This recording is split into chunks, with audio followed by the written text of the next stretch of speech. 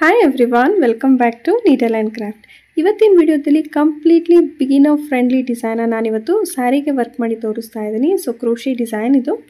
ಇಲ್ಲಿ needle number 10 0.75 mm use ಮಾಡ್ತಾ ಇದ್ದೀನಿ. ಜೊತೆಗೆ ಗೋಲ್ಡ್ ಬೀಡ್ಸನ್ನು ತೊಗೊಂಡಿದ್ದೀನಿ ಫ್ರೆಂಡ್ಸ್. ಸ್ಯಾರಿಲಿ ಗೋಲ್ಡ್ ಸರಿ ಇರೋದ್ರಿಂದ ಗೋಲ್ಡ್ ಬೀಡ್ಸನ್ನು ಯೂಸ್ ಮಾಡ್ತಿದ್ದೀನಿ. ನೀವು ಯಾವ ಥರ ಗೋಲ್ಡ್ ಬೀಡ್ಸ್ ಬೇಕಾದರೂ ಚೂಸ್ ಮಾಡ್ಬೋದು ಅಥವಾ ಕ್ರಿಸ್ಟಲ್ಸ್ ಕೂಡ ತೊಗೊಳ್ಬೋದು. ಸೊ ಸ್ಯಾರಿ ಬಾಡಿ ಬಂದು light blue and pallu is in dark blue colour ಇದೆ. ಸೊ ಒಂದೇ ಸ್ಟೆಪ್ ಡಿಸೈನ್ ಆಗಿರೋದ್ರಿಂದ ನಾನು ಸ್ಯಾರಿ ಬಾಡಿ ಕಲರ್ ಅಂದರೆ light blue colour silk thread 6 ಎಳೆ ದಾರನ ತೊಗೊಂಡಿದ್ದೀನಿ. ಈಗ ಡಿಸೈನ ಸ್ಟಾರ್ಟ್ ಮಾಡೋಣ. ಪಲ್ಲು ರೈಟ್ ಸೈಡಿಂದ ಡಿಸೈನ ಸ್ಟಾರ್ಟ್ ಮಾಡ್ತಾ ಇದ್ದೀನಿ. ಈ ರೀತಿ ಫಸ್ಟ್ ಒಂದು ನಾಟ್ ಫಿಕ್ಸ್ ಮಾಡಬೇಕು. ಸೊ ನಾಟ್ ಫಿಕ್ಸ್ ಆದಮೇಲೆ ಅದರ ಪಕ್ಕದಲ್ಲೇ ಅಂದರೆ ನಾಟ್ ಹಾಕಿದ್ನಲ್ಲ ಅದರ ಪಕ್ಕದಲ್ಲೇ ಒಂದು ಸಿಂಗಲ್ ಕ್ರೋಶೆ ಮಾಡ್ತೀನಿ.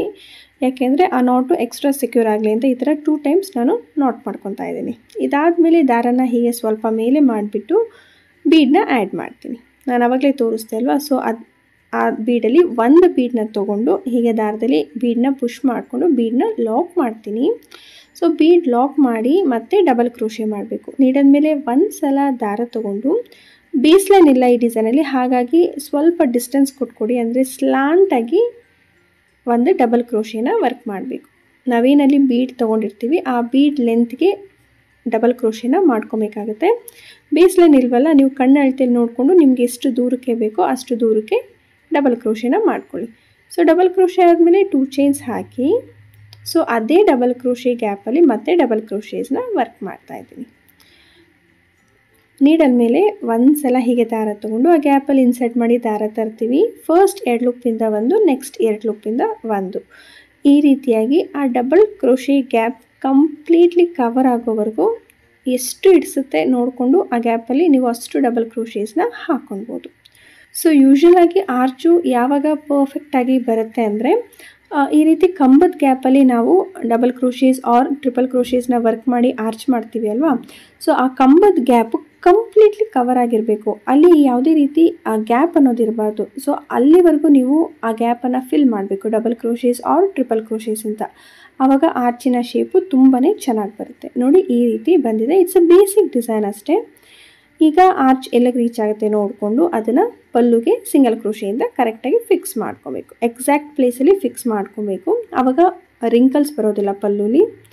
ನೆಕ್ಸ್ಟ್ ನಾನು ಪ್ರತಿಯೊಂದು ಆರ್ಚ್ ಆದಮೇಲೂ ಟ್ಯಾಸಲ್ ಟೈ ಮಾಡ್ತಾಯಿದ್ದೀನಿ. ಹಾಗಾಗಿ 4 ಚೈನ್ ಹಾಕಿ ಅದೆಲ್ಲಿಗೆ ಬರುತ್ತೆ ನೋಡಿ ಸಿಂಗಲ್ ಕ್ರೋಶೆಯಿಂದ ಫಿಕ್ಸ್ ಮಾಡ್ಕೋಬೇಕು. ನೀವು ಬೇಕಾದರೆ 2 ಆರ್ಚ್ ಅಥವಾ 3 ಆರ್ಚ್ ಆದಮೇಲೂ ದೂರಕ್ಕೂ ಟ್ಯಾಸಲ್ ಟೈ ಮಾಡ್ಬೋದು. ಸೊ ಒನ್ಸ್ ಇಲ್ಲಿ ಕುಚ್ ಟೈ ಆದಮೇಲೆ ಮತ್ತೆ ಆರ್ಚ್ ಮಾಡ್ತಾಯಿದ್ದೀನಿ. ಸೊ ಫಸ್ಟ್ ಒಂದು ಬೀಡನ್ನ ಆ್ಯಡ್ ಮಾಡಬೇಕು. ದಾರನ ಮೇಲೆ ಮಾಡಿಕೊಂಡು ಒಂದು ಬೀಡನ್ನ ಆ್ಯಡ್ ಮಾಡಿ ಬೀಡನ್ನ ಲಾಕ್ ಮಾಡ್ಕೊಳ್ಳಿ.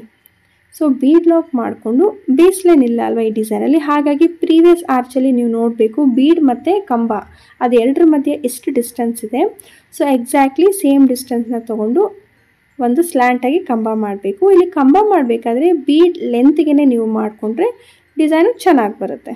ಸೊ ಇಲ್ಲಿ ನಾನು ಸ್ವಲ್ಪ ಉದ್ದಕ್ಕೆ ಕಂಬ ಮಾಡಿದ್ದೀನಿ, ಬಿಕಾಸ್ ಸ್ವಲ್ಪ ಬಿಗರ್ ಸೈಜ್ ಬೀಡ್ ತೊಗೊಂಡಿದ್ದೀನಿ. ಹಾಗಾಗಿ ಕಂಬ ಆದಮೇಲೆ 2 ಚೈನ್ಸ್ನ ವರ್ಕ್ ಮಾಡಬೇಕು. ಸೊ 2 ಚೈನ್ಸ್ ಹಾಕ್ಕೊಂಡು ಆ ಕಂಬದ ಗ್ಯಾಪಲ್ಲಿ ಮತ್ತೆ ನಾವು ಡಬಲ್ ಕ್ರೋಶೇಸ್ನ ವರ್ಕ್ ಮಾಡಬೇಕು. ಫಸ್ಟ್ ಆರ್ಚಲ್ಲಿ ನೀವು ಎಷ್ಟು ಡಬಲ್ ಕ್ರೋಶೇಸ್ನ ವರ್ಕ್ ಮಾಡ್ತೀರಾ ನೋಡಿಕೊಂಡು ಕೌಂಟಿಂಗ್ ಕರೆಕ್ಟಾಗಿ ಇಟ್ಕೊಂಡು ಸೊ ಸೇಮ್ ನಂಬರ್ ಆಫ್ ಕೌಂಟಿಂಗ್ಸಲ್ಲೇ ಎಲ್ಲ ಆರ್ಚಲ್ಲೂ ಡಬಲ್ ಕ್ರೋಶೇಸ್ನ ಮಾಡಿಕೊಂಡ್ರೆ ಆರ್ಚು ಪರ್ಫೆಕ್ಟಾಗಿ ಒಂದೇ ಶೇಪಲ್ಲಿ ಬರುತ್ತೆ. ಇಲ್ಲಾಂತಂದರೆ ಸ್ವಲ್ಪ ನೀವು ಜಾಸ್ತಿ ಡಬಲ್ ಕ್ರೋಶೇಸ್ ಹಾಕೋದು ಒಂದು ಆರ್ಚ್ಗೆ ಅಥವಾ ಕಮ್ಮಿ ಡಬಲ್ ಕ್ರೋಶೇಸ್ ಹಾಕಿದಾಗ ಆರ್ಚಿನ ಶೇಪ್ ಕೂಡ ಅಷ್ಟೇ ದೊಡ್ಡದು ಚಿಕ್ಕದು ಆ ರೀತಿ ಬಂದುಬಿಡುತ್ತೆ. ಈ ಡಿಸೈನ ನಾನು ಕಂಪ್ಲೀಟ್ಲಿ ಡಬಲ್ ಕ್ರೋಶೆಯಿಂದ ವರ್ಕ್ ಮಾಡ್ತಾ ಇದ್ದೀನಿ. ನೀವು ಬೇಕಾದರೆ ಟ್ರಿಪಲ್ ಕ್ರೋಶೆ ಕೂಡ ಮಾಡ್ಕೊಬೋದು. ನೀಡಲ್ ಮೇಲೆ 2 ಸಲ ದಾರ ತೊಗೊಂಡು ಟ್ರಿಪಲ್ ಕ್ರೋಶೆ ವರ್ಕ್ ಮಾಡ್ಬೋದು. ಜೊತೆಗೆ ಇಲ್ಲಿ ಡಬಲ್ ಕ್ರೋಶೇಸ್ ಮಾಡಬೇಕಾದ್ರೆ ಪ್ಲೇನ್ ಮಾಡ್ತಾ ಇದ್ದೀನಿ. ನೀವು ಬೀಡ್ಸ್ ಕೂಡ ಆ್ಯಡ್ ಮಾಡ್ಬೋದು ಅಥವಾ ಪಿಕೋ ಸ್ಟಿಚ್ ಕೂಡ ವರ್ಕ್ ಮಾಡ್ಬೋದು. ಇದೆಲ್ಲ ಸ್ವಲ್ಪ ನೆಕ್ಸ್ಟ್ ಲೆವೆಲ್ಗೆ ಹೋಗುತ್ತೆ. ಸೊ ಬಿಗಿನರ್ಸ್ ಯಾರಾದರೂ ಈಗಷ್ಟೇ ಟ್ರೈ ಮಾಡ್ತಾಯಿದ್ರೆ ಕ್ರೋಶೆ ಕಲಿಯೋದಕ್ಕೆ ಈ ಸಿಂಪಲ್ ಡಿಸೈನ ಟ್ರೈ ಮಾಡಿ ಸ್ಟಾರ್ಟಿಂಗಲ್ಲಿ. ಸೊ ಈ 2ನೇ ಆರ್ಚ್ ಕೂಡ ಕಂಪ್ಲೀಟ್ ಆಯಿತು. ಇದನ್ನು ಅಷ್ಟೇ ಕರೆಕ್ಟಾಗಿ ಎಲ್ಲಿಗೆ ಬರುತ್ತೆ ನೋಡಿ ಪಲ್ಲುಗೆ ಅಲ್ಲಿ ಸಿಂಗಲ್ ಕ್ರೋಶೆಯಿಂದ ಫಿಕ್ಸ್ ಮಾಡ್ಕೊತೀನಿ. ಮತ್ತು ಟ್ಯಾಸಲ್ ಟೈ ಮಾಡೋದಕ್ಕೆ ಅಂದರೆ ಕುಚ್ಚು ಕಟ್ಕೊಳೋದಕ್ಕೆ 4 ಚೈನ್ಸ್ ಹಾಕ್ಕೊತಾ ಇದ್ದೀನಿ. ಅದನ್ನು ಕೂಡ ಒಂದು ಸಿಂಗಲ್ ಕ್ರೋಶೆಯಿಂದ ಫಿಕ್ಸ್ ಮಾಡಿಬಿಟ್ಟು ನೆಕ್ಸ್ಟ್ ಒಂದು ಬೀಡನ್ನ ಆ್ಯಡ್ ಮಾಡಿಕೊಂಡು ಬೀಡ್ ಲಾಕ್ ಮಾಡಿ ನಾನು ಆರ್ಚನ್ನು ಸ್ಟಾರ್ಟ್ ಮಾಡ್ಕೊಳ್ತೀನಿ. ಸೇಮ್ ಫಸ್ಟ್ ಮತ್ತು ಸೆಕೆಂಡ್ ಆರ್ಚ್ ಯಾವ ಥರ ಮಾಡಿದೆ ಕಂಪ್ಲೀಟ್ಲಿ ಎಂಡ್ವರೆಗೂ ಅದೇ ರೀತಿ ಡಿಸೈನ್ ಬರುತ್ತೆ. ಸೊ ಪ್ರತಿಯೊಂದು ಆರ್ಚ್ ಆದಮೇಲೂ ಕುಚ್ಚಟೆ ಮಾಡೋದಕ್ಕೆ 4 ಚೈನ್ಸ್ ಹಾಕಿ ವರ್ಕ್ ಮಾಡ್ತಾಯಿದ್ದೀನಿ. ಇಲ್ಲಿ ಕಸ್ಟಮರು ಆರ್ಚ್ ಮೇಲೆ ಪ್ಲೇನ್ ಇರೋ ಬದಲು ಸ್ಟೋನ್ ಚೈನ್ ಅವ್ರ ಬಾಲ್ ಚೈನ ಸ್ಟಿಕ್ ಮಾಡಿ ಸೊ ದಟ್ ಚೆನ್ನಾಗಿ ಕಾಣಿಸುತ್ತೆ, ಸ್ವಲ್ಪ ಗ್ರ್ಯಾಂಡಾಗೋ ಕಾಣಿಸುತ್ತೆ ಅಂತ ಹೇಳಿದ್ರು. ಹಾಗಾಗಿ ನಾನು ಆರ್ಚ್ ಮೇಲೆ ಬಾಲ್ ಚೈನ ಸ್ಟಿಕ್ ಮಾಡ್ತೀನಿ. 2 ಲೈನ್ಸ್ ಸ್ಟಿಕ್ ಮಾಡ್ತಾಯಿದ್ದೀನಿ. ಸೊ ಅದನ್ನು ಕೂಡ ಹೇಗೆ ಅಂತ ತೋರಿಸ್ತೀನಿ. ಸೊ ನಾನಿಲ್ಲಿ ಗೋಲ್ಡ್ ಕಲರ್ ಬಾಲ್ ಚೈನನ್ನು ತೊಗೊಂಡಿದ್ದೀನಿ, ಸ್ಮಾಲ್ ಸೈಜ್ ತೊಗೊಂಡಿರೋದು. ಇದರಲ್ಲೂ ಕೂಡ ವೆರೈಟಿ ಆಫ್ ಸೈಜಸ್ ಸಿಗುತ್ತೆ. ಆ್ಯಂಡ್ ನಾನು 2 ಲೈನ್ ಬಾಲ್ ಚೈನ ಸ್ಟಿಕ್ ಮಾಡ್ತಿರೋದ್ರಿಂದ ಆರ್ಚ್ ಫುಲ್ಲಾಗಿ ಈ ರೀತಿ ಗ್ಲೂವನ್ನು ಅಪ್ಲೈ ಮಾಡ್ತಾಯಿದ್ದೀನಿ. ಸೊ 2 ಲೈನ್ ಆಗಿರೋದ್ರಿಂದ ಈ ರೀತಿ ಫುಲ್ಲಾಗಿ ಅಪ್ಲೈ ಮಾಡ್ಕೊಬೇಕು, ಯಾಕಂದರೆ ಕಂಪ್ಲೀಟ್ಲಿ ಕವರ್ ಆಗಿಬಿಡುತ್ತೆ ಆರ್ಚು. ಹಾಗಾಗಿ ಸೊ ನೀವು ಈ ಥರ ಮುಂಚೆನೇ ಬೇಕಾದರೂ ಮೆಜರ್ ಮಾಡಿ ಕಟ್ ಮಾಡ್ಕೊಬೋದು.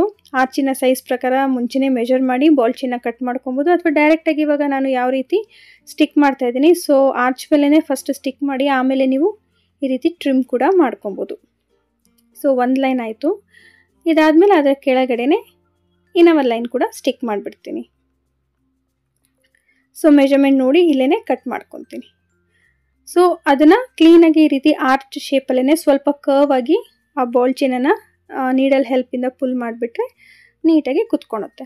ಸೊ ಇದೇ ಥರ ಎಲ್ಲ ಆರ್ಚ್ಗೂ ಕೂಡ ನಾನು ಬಾಲ್ ಚೈನನ್ನು ಸ್ಟಿಕ್ ಮಾಡ್ತೀನಿ. ಹಾಗೆ ಎಲ್ಲೆಲ್ಲಿ 4 ಚೈನ್ ಗ್ಯಾಪ್ ಇದೆ ಅಲ್ಲಿ ಕುಚ್ಚು ಕಟ್ತೀನಿ. ಸೊ ಕುಚ್ಚೆಲ್ಲ ಕಟ್ಟಿ ಫೈನಲ್ ಆಗಿ ಹೇಗೆ ಕಾಣುತ್ತೆ ಅನ್ನೋದನ್ನು ನೋಡೋಣ.